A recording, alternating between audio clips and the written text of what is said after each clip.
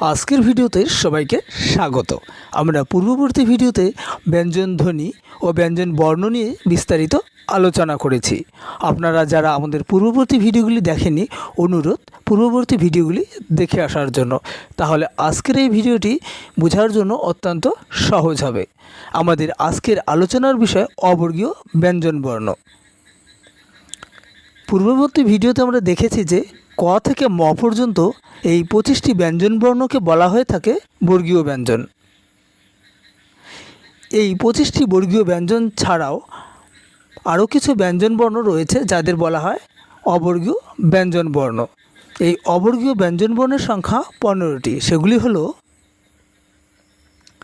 অন্তঃস্থ জ, বয়শূন্য র, ল, ব, তালবস্য, মূর্ধন্য ষ, দন্তস্ব, হ, ডয়শূন্য র, ঢয়শূন্য র, অন্তঃস্থ অ, খণ্ডত, অনুস্বার, বিসর্গ এবং চন্দ্রবিন্দু।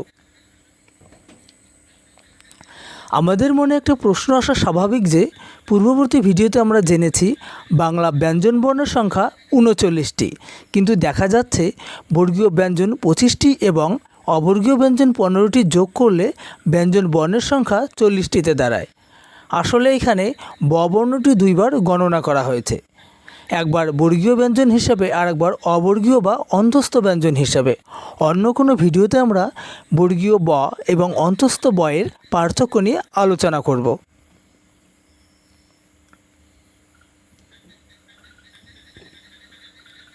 এবার আমরা জানব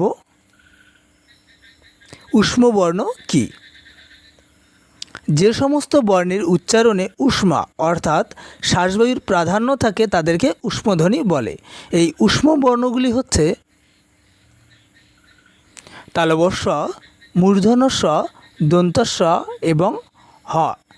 এক্ষেত্রে মনে রাখা প্রয়োজন যে ঊষ্ম বর্ণের সংখ্যা 4টি হলেও কিন্তু ঊষ্মধ্বনির সংখ্যা 3টি। এগুলি হলো তালবস্য, দন্তস্ব এবং হ। মূর্ধন্য ষয়ের আলাদা করে কোনো উচ্চারণ হয় না, এটি তালবস্যের মতো করে উচ্চারিত হয়। এবার আমরা জানব শীষধ্বনি কী। তালবস্য এবং দন্তস্ব উচ্চারণের সময় শীষ দেওয়ার মতো ধ্বনির উৎপত্তি হয় বলে এদের শীষধ্বনি বলে। তালবস্য এবং দন্তস্ব যখন আমরা উচ্চারণ করি তখন আমাদের বাকযন্ত্র থেকে শীষ দেওয়ার মতো এক প্রকার ধ্বনির নির্গত হয়, তাই এই তালবস্য এবং দন্তস্বকে বলা হয়ে থাকে শীষধ্বনি।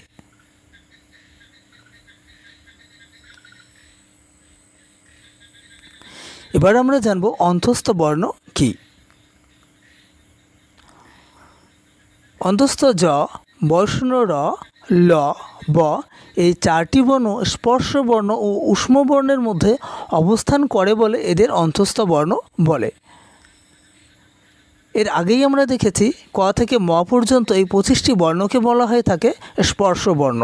এই স্পর্শ বর্ণগুলির পরেই শুরু হচ্ছে এই অন্তঃস্থ জ, বয়শূন্য র, ল, ব এই 4টি অন্তঃস্থ বর্ণ। এর পরেই আবার চলে আসছে ঊষ্ম বর্ণ অর্থাৎ তালবস্য, মূর্ধন্যস্ব, দন্তস্ব। তাহলে আমরা দেখতে পাচ্ছি যে এই অন্তঃস্থ বর্ণগুলির অবস্থান স্পর্শ বর্ণ ও ঊষ্ম বর্ণের মাঝখানে, তাই এদেরকে অন্তঃস্থ বর্ণ বলা হয়। অন্তঃস্থ বর্ণ 4টি হলেও অন্তঃস্থ ধ্বনির সংখ্যা কিন্তু 3টি, কারণ অন্তঃস্থ জয়ের স্বতন্ত্র উচ্চারণ নেই, এটি বর্গীয় জয়ের মতো করেই উচ্চারিত হয়। রকে বলা হয়ে থাকে কম্পনজাত ধ্বনি, কারণ র উচ্চারণের সময় আমাদের জিভের অগ্রভাগে কম্পনের সৃষ্টি হয়। লকে বলা হয় পার্শ্বিক ধ্বনি, কারণ ল উচ্চারণের সময় জিভের দুপাশ দিয়ে বাতাস বেরিয়ে যায়। আমরা যখন ল ধ্বনিটিকে উচ্চারণ করি তখন আমাদের জিভটি নিচে নেমে যায় এবং জিভের দুই পাশ দিয়ে বাতাস বেরিয়ে যায়, তাই লকে বলা হয়ে থাকে পার্শ্বিক ধ্বনি। ত এবং লকে বলা হয় তরলসার, কারণ এই দুটি ধ্বনি উচ্চারণের সময় বায়ু মুখবিবরের কোথাও বাধাপ্রাপ্ত হয় না। এবার আমরা জানব তারঞ্জত ধ্বনি কী। যে ব্যঞ্জন ধ্বনি উচ্চারণের সময় জিহ্বা মূর্ধকে তাড়িত করে তাকে তারঞ্জত ধ্বনি বলে। এই তারঞ্জত ধ্বনিগুলি হলো ডয় শূন্যরা এবং ঢয় শূন্যরা। এই দুটি ধ্বনি উচ্চারণ করার সময় আমাদের জিভ আমাদের মূর্ধকে তাড়িত করে, তাই এই দুটি ধ্বনিকে বলা হয়ে থাকে তারঞ্জত ধ্বনি। এবার আমরা জানব নাসিক্য ব্যঞ্জন কী। যে ব্যঞ্জন ধ্বনি উচ্চারণে ধ্বনিবাহী বায়ু মুখ দিয়ে নির্গত না হয়ে নাক দিয়ে নির্গত হয় তাকে বলে নাসিক্য ধ্বনি।